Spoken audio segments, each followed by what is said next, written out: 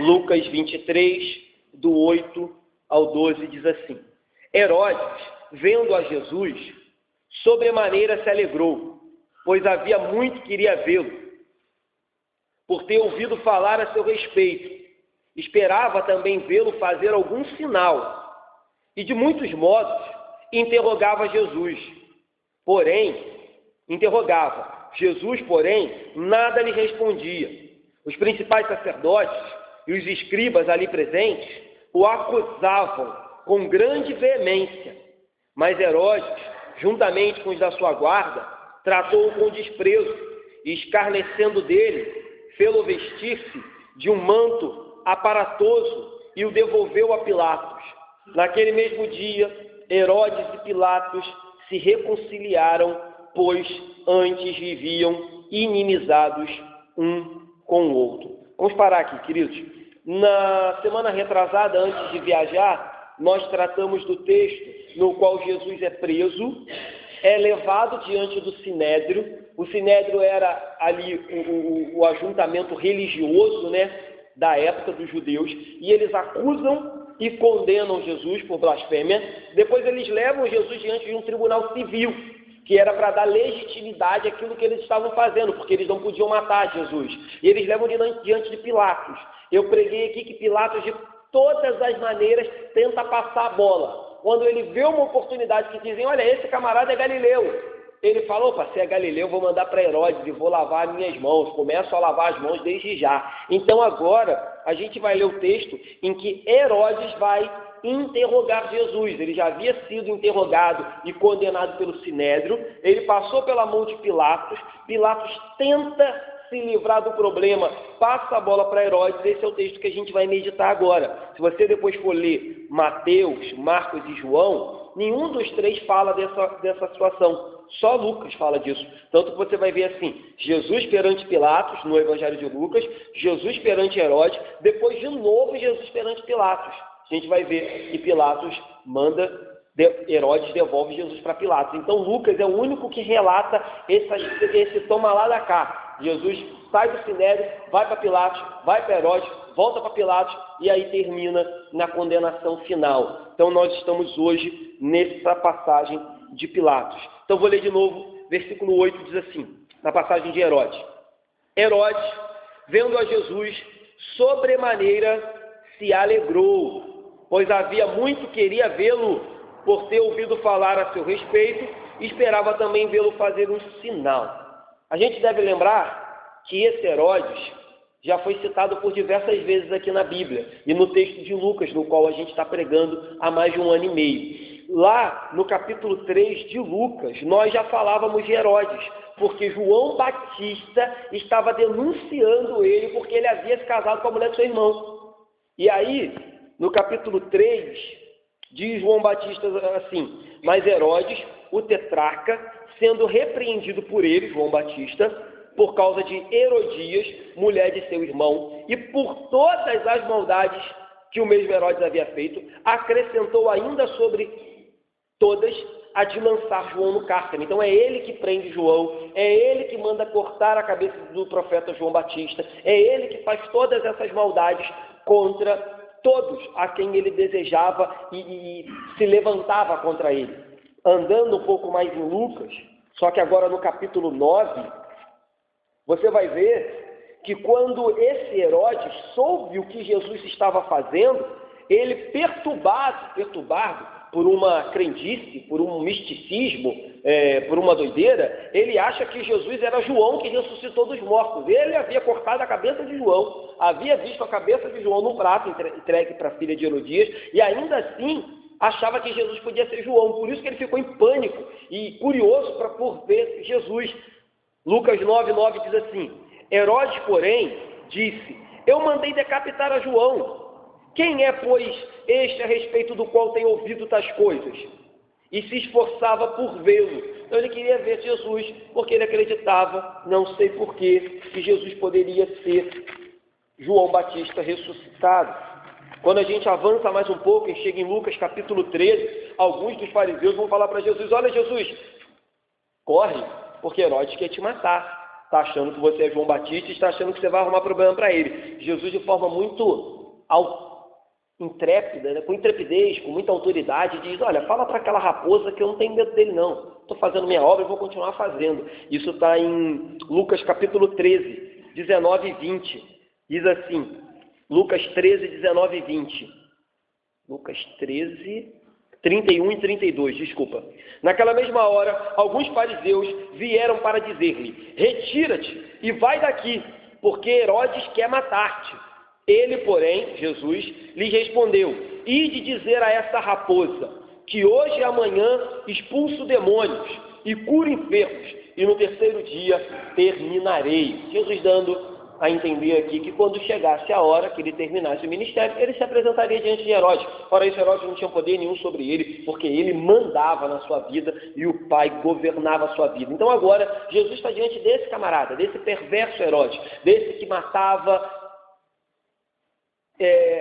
zombava, escarnecia, agredia, maltratava a quem lhe interessasse. Aquele que pregasse contra o seu pecado, ele mandava cortar a cabeça, como fez com João Batista, e por aí vai. E por diversas vezes, Herodes foi advertido por João Batista e por outros profetas, creio eu, do seu pecado, e nem por isso se arrependeu. E agora, diante de Jesus, ele vai manter a sua postura ímpia, perversa e maldita. Mesmo diante de Cristo, ele não se arrepende. A gente começa a ler o texto e diz que ele ficou sobremaneira alegre. Só que a gente continua lendo o texto e vê que a sua alegria era uma alegria carnal. Ele estava alegre porque talvez pensou ele que poderia haver um milagre, poderia presenciar um sinal. Tanto que o texto diz assim: há muito tempo queria vê-lo, ouvir falar e também fazer um sinal. Então a alegria de Herodes era uma alegria carnal, momentânea, passageira. Ele achava que Jesus era um palhaço para se apresentar para ele e fazer um sinal, para fazer uma apresentação. Só que ele vai ser frustrado, porque ele vem com todo esse desejo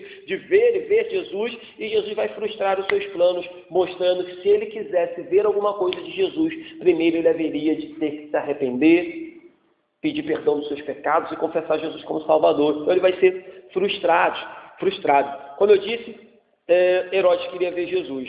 João, no capítulo 12, nos traz aquela passagem que eu falei acerca do João Batista. Olha o que diz João, capítulo 12, versículo 21. Estes, pois...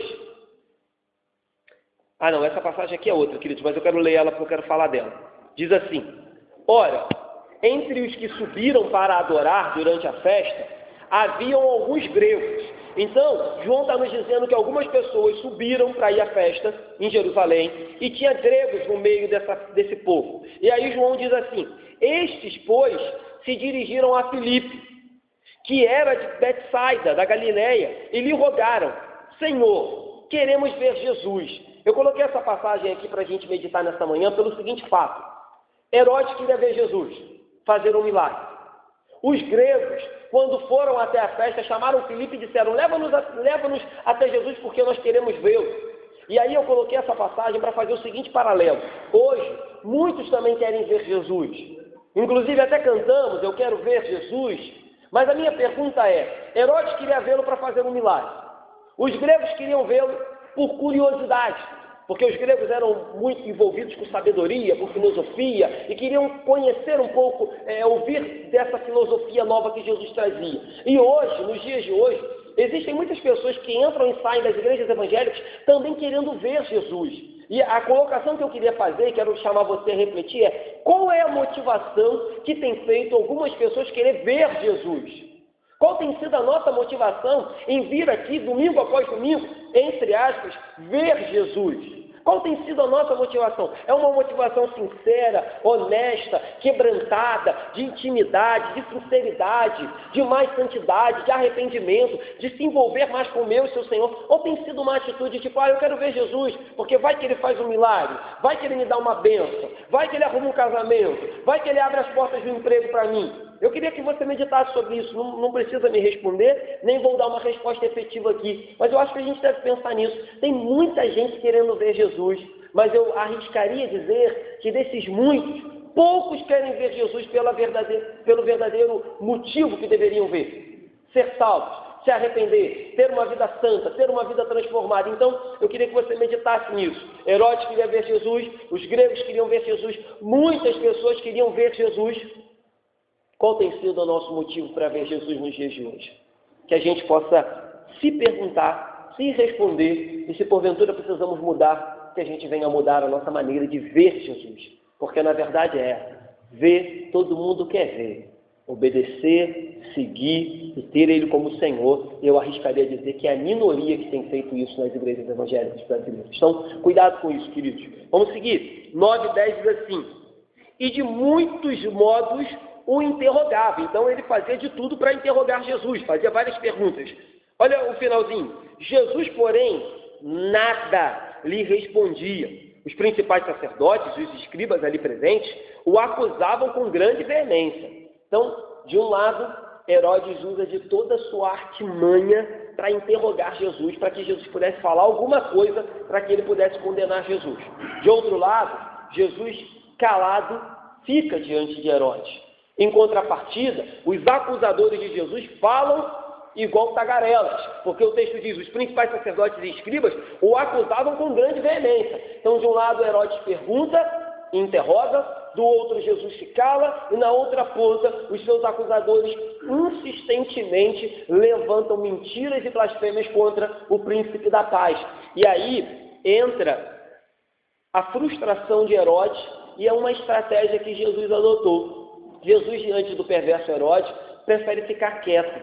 E talvez isso pode gerar no nosso coração um sentido de dúvida, tipo assim: poxa, Jesus teve a oportunidade de evangelizar Herodes, por que ele não fez? Jesus teve a oportunidade de pregar para Herodes, por que ele não fez? E aí entra um porém interessante, e a gente começa a entender que nem sempre é a nossa hora de falar, que nem sempre é a nossa hora de evangelizar. Nós temos passagens bíblicas onde o próprio Cristo diz: olha, não deem pérolas aos porcos. Não deem pérolas aos porcos. E aqui a gente vê um exemplo disso. Às vezes as pessoas acham que, e eu não estou aqui, queridos, me perdoe se eu estou dando a entender isso, dizendo que você não deve evangelizar, você é obrigado a evangelizar, você é chamado a falar do amor de Jesus para aqueles que ainda não o conhecem, né? Mas existem momentos e momentos, nós vemos o próprio Senhor Jesus. Às vezes a pessoa fala assim: você deixou passar a oportunidade, nunca mais você vai ter essa oportunidade. Queridos, se a gente for olhar com esses olhos, Jesus aqui está deixando passar uma oportunidade.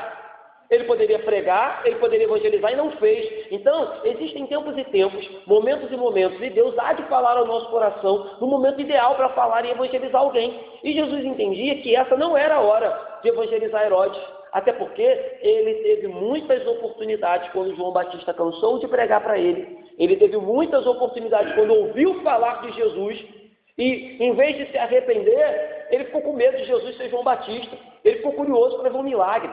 Em vez de repensar suas atitudes, ele simplesmente prende Jesus, zomba de Jesus, porque o texto diz que ele e os seus soldados vão escarnecer e maltratar Jesus. Isso está no versículo 11, a gente vai ler já já. Então, assim, Jesus simplesmente fica quieto e não dá nenhuma brecha para Herodes. Em Marcos, no capítulo 6, diz assim, no versículo 20: porque Herodes temia a João Batista. Herodes tinha medo dele, sabendo que era homem justo e santo, e o tinha em segurança. E quando o ouvia, ficava perplexo, escutando de boa mente. Então você vê, ele temia João, ouvia, ficava perplexo, contudo, ainda assim, mandou arrancar a cabeça de João, porque não queria abrir mão da sua amante, da mulher a qual ele havia tomado para si, que era ilegal, era a ex-mulher do seu irmão. Então, queridos, outro porém que eu paro aqui, outra reflexão que eu quero fazer com a igreja: ouvir de boa mente a pregação, ficar perplexo com o que o pastor fala, entender o que está sendo pregado aqui pelo pastor, não é centro de conversão não, queridos. Herodes fazia tudo isso quando João Batista pregava, mandava ele largar o pecado dele, e nem por isso se converteu e se arrependeu. Ele mandou cortar a cabeça do cara que diz que ele escutava e gostava. Ficava perplexo com a autoridade. E diz o texto que ele sabia que João era um homem santo e justo. E ainda assim mandou cortar a cabeça dele. Ou seja, ouvir o evangelho, até concordar intelectualmente com o Evangelho, dizer, oh, isso que o pastor está falando é verdade, não é sinal de conversão. Não é. A gente pode ter muita gente que escuta o que o pastor fala, concorda com o que o pastor fala, conhece o Evangelho, grava de cor algumas pregações do pastor e ainda assim não são convertidos verdadeiramente. Cuidado com isso. Cuidado. Concordar intelectualmente com a Bíblia não quer dizer nada. Então, o que Herodes queria, na verdade, era simplesmente ver um milagre e conseguir um motivo para incriminar Jesus. Em contrapartida, os seus acusadores constantemente continuavam a falar, talvez porque temendo, já que Pilatos, no qual eles achavam que iam condenar Jesus de primeira, não condenou, mandou para Herodes, e eles estão percebendo que Jesus não responde a nada do que Herodes fala, e ficam com medo talvez de Herodes soltar Jesus, eles continuam acusando, ainda que não houvesse motivo para acusá-lo, eles o faziam, talvez por medo de Herodes falar, olha, esse camarada não tem nada de errado, solta ele, mas não é isso que vai acontecer. Vamos ver o versículo 11, diz assim, mas Herodes, juntamente com os da sua guarda, tratou-o com desprezo, e escarnecendo dele, fê-lo vestir-se de um manto aparatoso, e o devolveu a Pilatos. Com toda certeza, a consciência de Herodes continuava extremamente pecaminosa e embrutecida. Porque ainda que lembrasse de João Batista, ainda que supostamente acreditasse que Jesus poderia ser João Batista, ele permanece na sua maldade. Ele manda agora que os seus soldados maltratem, desprezem e escarneçam de Jesus, ainda que perturbado pela ideia de que Jesus poderia ser João ressuscitado, ele não se arrepende e ele continua a zombar de Jesus e a escarnecer de Jesus, mas também, acredito eu, que é aborrecido porque Jesus não lhe dirigiu uma palavra. Era mais ou menos de um simples pastor de uma periferia, de uma igreja pequena, pobre, ser levado diante de um presidente, de um governador, e diante de perguntas, permanecer quieto, tipo assim, não dirigir uma palavra, tipo dizer, olha, você não é digno nem que eu lhe diga uma palavra, então eu vou entrar mudo e vou sair calado, você não merece as minhas palavras são preciosas demais para dispensar para você. E aí Jesus faz com que a ira de Herodes, a revolta de Herodes, aumente mais ainda, e talvez com o seu ego ferido, ele perguntava, Jesus não respondia, talvez se achando palhaço diante de todos aqueles que estavam ali para ver ele interrogar Jesus, ele maltrata Jesus de forma extremamente perversa e maldita. Mas aí o texto vai terminar mostrando que Herodes não fez aquilo que Pilatos queria, porque Pilatos pega e passa a bola para ele, mas ele não cumpre com o desejo de Pilatos, ele também não cumpre com o desejo dos judeus, que era matar Jesus, ele não condena Jesus, mas ele o maltrata, zomba dele, mas não vai se meter nesse problema, não vai julgar Jesus. A gente vai ver que ele vai devolver Jesus para Pilatos, é isso que termina o versículo 11, e o devolveu a Pilatos. Então, ainda que maldito, perverso e extremamente ímpio, ele também não condena Jesus. Parece, queridos, ao meu ver, que Lucas está querendo nos mostrar, isso é verdade, ele disse, levaram Jesus perante o Sinédrio não tinha nada contra Jesus, mas aí quando Jesus diz assim, olha, tu dissestes que eu sou o Filho de Deus, eles dizem blasfêmia, então assim, eles não tinham nada contra Jesus, distorcem uma palavra de Jesus e chamam Jesus de blasfemo, então pegam algo mentiroso. Depois Jesus vai perante Pilatos, Pilatos interroga Jesus e diz no versículo 4, não vejo neste homem crime algum, e manda para Herodes. Agora Herodes maltrata, despreza, escarnece de Jesus, mas devolve para Pilatos, não condena. Parece que de forma proposital, e eu acredito nisso, que Lucas está querendo nos dizer o seguinte, olha, Jesus foi condenado, não pelos seus pecados, até porque a gente sabe que ele não tinha. Jesus foi condenado, não porque tinha algo contra ele, porque a gente está vendo, o Sinédrio viu que não tinha, mas perverteu suas palavras.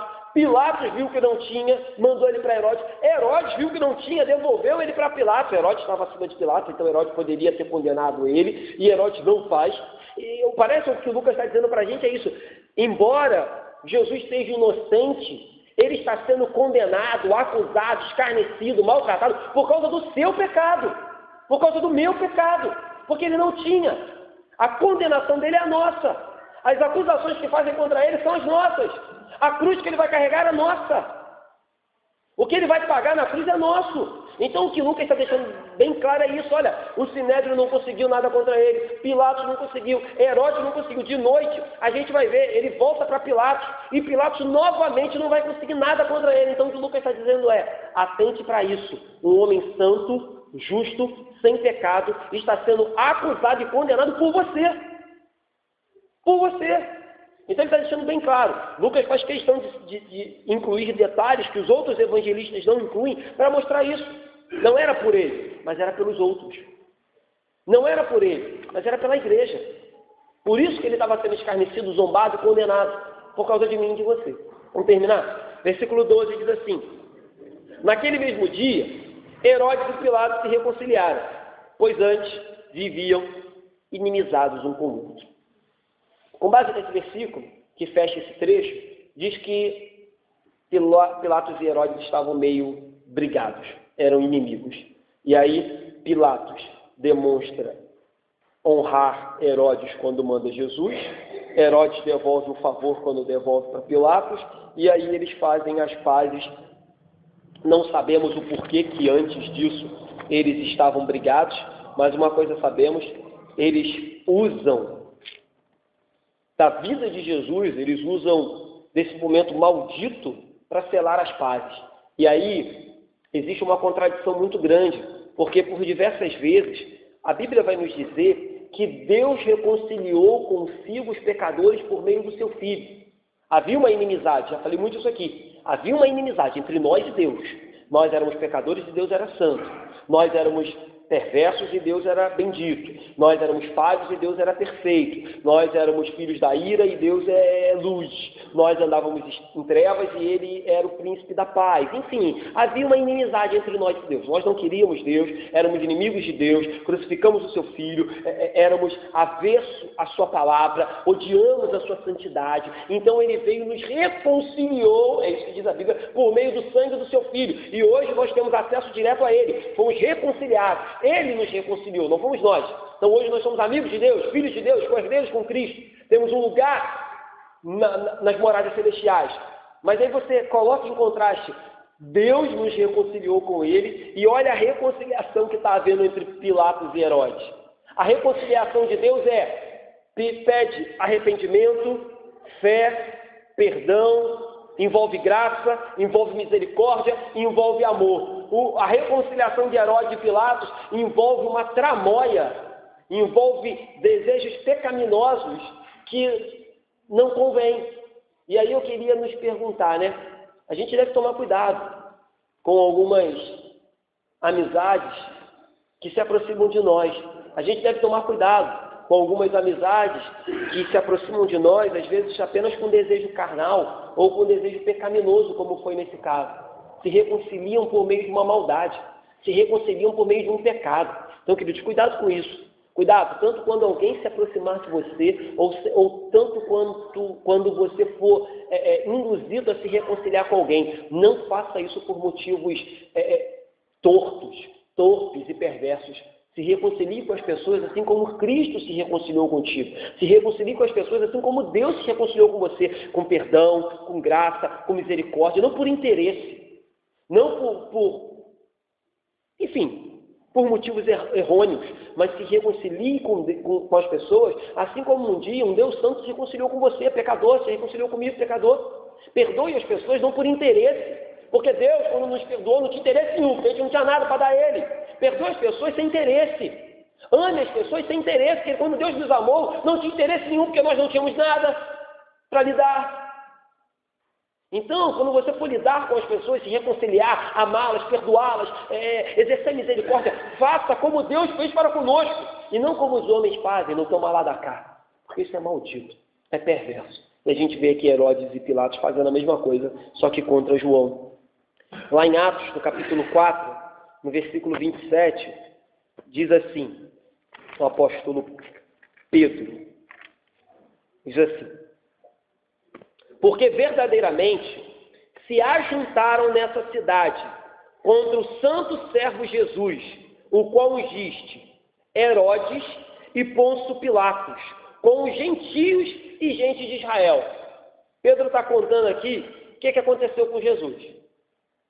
Bem depois, Jesus já havia morrido, ressuscitado, a gente está em Atos dos Apóstolos, já havia sido assunto aos céus, e numa pregação, após serem soltos da cadeia, Pedro e João estavam presos, a gente conhece a história, eles oram, são levados diante do Sinédrio, e lá Pedro pega a palavra e diz assim: por que se ajuntaram? Quem se ajuntou? Ele diz, Herodes e Pôncio Pilatos.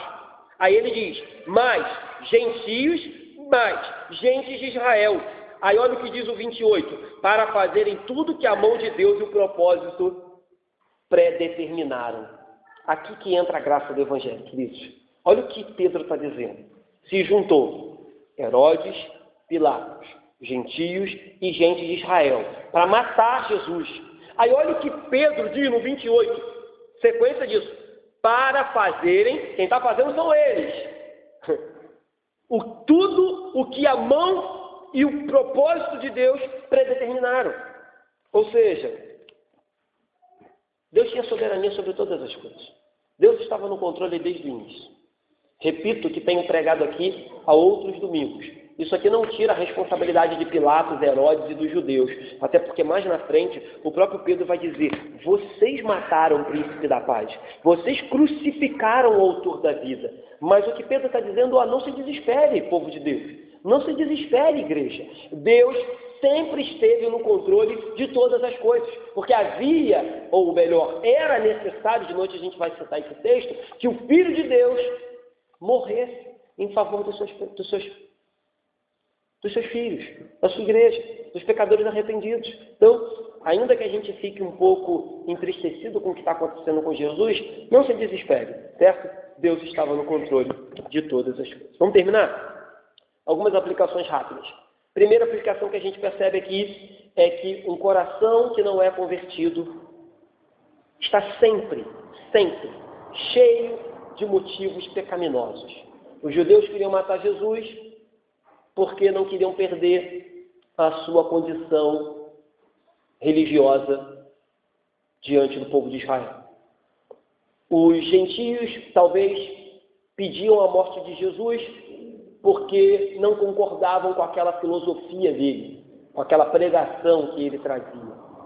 Os líderes como Herodes e Pilatos simplesmente vão matar Jesus para lavar as mãos, simplesmente para ficar bem com as pessoas, simplesmente para fazer um jogo político.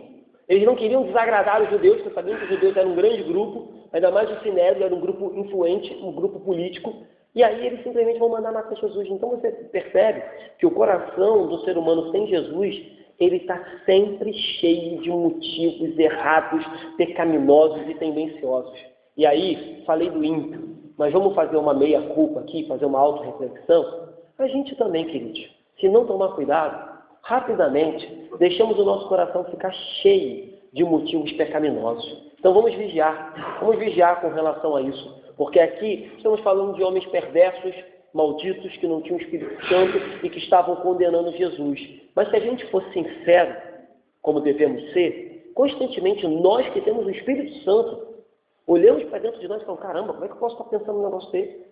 Como é que eu posso estar falando um negócio desse? Como é que eu posso estar falando um negócio desse? Isso não convém a mim. Então, quero chamar você a pensar nisso. Primeiro, que os ímpios, sim, estão sempre com os corações cheios de atitudes perversas. Segundo, que a gente, se não vigiar, vai pelo mesmo caminho e vai escandalizar a obra do Senhor. Segunda aplicação que eu queria fazer, percebemos aqui que pessoas ricas, importantes, destaques, com poder e com posição, tanto o pessoal do Sinédrio quanto Pilatos e Herodes, ainda assim, vivem perturbados. Não tem paz, porque não tem Jesus. O Sinédrio tinha tudo o que precisava, mas não tinha paz. Herodes e Pilatos tinham tudo o que precisavam, não tinham paz, porque não conheciam a Jesus Cristo. Então, nos dias de hoje, queridos, e aí eu digo para todos que aqui estão também, espero que a gente prospere, desejo que a igreja prospere. Desejo que vocês prosperem financeiramente também. Tem nada contra isso. Mas cuidado, porque riqueza, posição, destaque, honra, sei lá, formações, cargos, não trazem paz e felicidade para ninguém. Ninguém. Isso é uma grande bobagem. Agora, essa semana eu estava vendo uma cantora muito famosa, talvez os adolescentes e os jovens aqui até conheçam mais do que os antigos, a tal da Demi Lovato. É uma mulher muito famosa, riquíssima, para não dizer milionária, muito famosa. Agora, essa semana, ela cometeu mais uma vez uma overdose, quase morreu. E ele se pergunta como pode, tem tudo, milionária, famosíssima, riquíssima, milhares de fã-clubes espalhados por todo o mundo. E ainda assim, a mulher, não é a primeira vez, teve uma overdose e quase morreu. Por quê, queridos? Porque a única pessoa que pode preencher o vazio que há dentro de nós é Jesus. A única pessoa que pode nos trazer paz e alegria é Jesus. E as pessoas estão buscando um monte de coisa sem ser Jesus, vão continuar morrendo, sem paz, sem alegria, vão continuar se entulhando de coisas e nunca se sentindo satisfeitas, porque só quem pode preencher o nosso vazio é Cristo Jesus. Só Ele. Outra aplicação que eu queria fazer, antes de eu fazer essa última, quero lembrar de uma que eu já fiz durante a pregação. Não esqueça, muitos querem ver Jesus, mas qual tem sido a nossa motivação para ver Jesus? Só quero lembrar. Para terminar, quero terminar com essa e fazer um comentário breve de algo que aconteceu nessa semana que nos revolta. Você percebe que a facilidade que os incrédulos têm de se unirem para atacar Jesus. A facilidade que os incrédulos, os ímpios e aqueles que estão momentaneamente, porque Jesus pode libertar a todos se Ele quiser, aqueles que estão momentaneamente sendo conduzidos por Satanás, se unem voluntariamente para atacar Jesus e a sua igreja. E essa semana a gente percebeu aí, foi bastante veiculado na internet, porque a mídia nunca vai passar isso, né? Aonde um artista, entre aspas, chama Jesus de travesti e de bicha num show que ele faz. E as pessoas aplaudem, se exaltam, se alegram com essa frase. E assim, queridos, eu sei que o meu Jesus nunca foi travesti, nunca foi bicha. Eu sei quem Ele é. Eu sei, você também sabe. Mas o que me revolta é saber que qualquer palavra minha aqui, nesse púlpito, contra a prática homossexual ou contra qualquer outra coisa, pode ser taxada como crime, como homofobia, como desrespeito, como intolerância. Contudo, eles podem se juntar num show e chamar o meu Senhor de coisas absurdas. E a gente não pode fazer nada. Porque, inclusive, se falarmos a respeito, seremos chamados de intolerantes, de preconceituosos e de raivosos. Na verdade, eu acho que Satanás até faz isso de propósito. Satanás lança essas acusações para que a gente, muito irado, responda no mesmo nível, né? E aí sejamos atacados de coisas que eles estão fazendo contra nós. Então, assim, não vai mudar, meus irmãos. Na sexta-feira, os jovens estavam estudando Romanos, capítulo 4. Aí, Romanos, capítulo 4, diz assim: Abraão esperando contra a esperança. E aí, foi a Giovana que trouxe o estudo, ela dizia que o fato de Abraão estar esperando contra a esperança se dava pelo fato de Abraão ter 100 anos, e Deus está falando para ele, tu vai ser pai. Então, assim, ele esperava contra a esperança, porque quando ele olhava para ele, com 100 anos, olhava para Sara, acho que com 80 ou 90, se eu não me engano, ele dizia, não tem esperança nenhuma de sair um filho desse negócio aqui, a gente nem namora mais.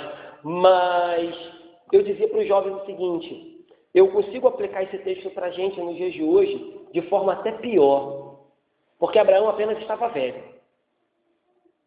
Mas quando a gente olha para os dias de hoje, nós esperamos totalmente contra a esperança desse mundo. Porque se a gente for olhar para o rumo que esse mundo toma, se a gente for olhar para onde esse mundo caminha, queridos, não há esperança para o cristão. Falando humanamente, carnalmente, não há. Se a gente for olhar para as ideologias, para as verdades que o mundo prega, para aquilo que o mundo incentiva, para aquilo que o mundo aplaude, para aquilo que o mundo fala sobre nós cristãos, irmão, não há esperança nenhuma. A gente crê contra a esperança. A gente espera contra a esperança. A nossa esperança é apenas no Senhor. Porque se a gente esperar de qualquer coisa desse mundo, a gente vai se decepcionar, se entristecer, se enfraquecer e até mesmo se entregar os pontos. Porque a gente vai dizer, olha, não dá. Não dá. O mundo está de mal a pior. Não há esperança para esse mundo. Mas graças a Deus, porque Jesus diz que para Ele há esperança. Que nele há esperança, que nele há salvação, que nele há milagre, que nele há cura, que nele há conversão, que nele há conserto, que nele há salvação, que nele há vida. Graças a Deus, porque Jesus diz que nele há. Porque na boa, querido, se a gente esperar do mundo, ou se a gente esperar até mesmo de nós mesmos, não temos a mínima esperança de que esse mundo vai melhorar, de que as coisas vão se tornarem mais fáceis. Então, eu deixo aqui a minha manifestação contra esse tipo de atitude. Repito que a gente não deve se calar diante do pecado dos outros, mas também não devemos responder na mesma moeda, certo? Não devemos responder da mesma forma que nos foi atacado, mas se prepare para isso e para muito mais. Se prepare para isso e para coisas piores. Todas as vezes que os incrédulos, os ímpios e aqueles que estão sendo influenciados por Satanás puderem, eles vão se unir contra Jesus, contra a sua igreja e contra os crentes. E se puderem, irão até as últimas consequências. Que Deus nos abençoe. Que Deus nos ajude. Que Deus nos dê a graça dele para cada dia perseverar nesse momento difícil que a gente tem vivido. Mas se o nosso Senhor sofreu, quem somos nós para não querer, não é verdade? Que Deus nos abençoe.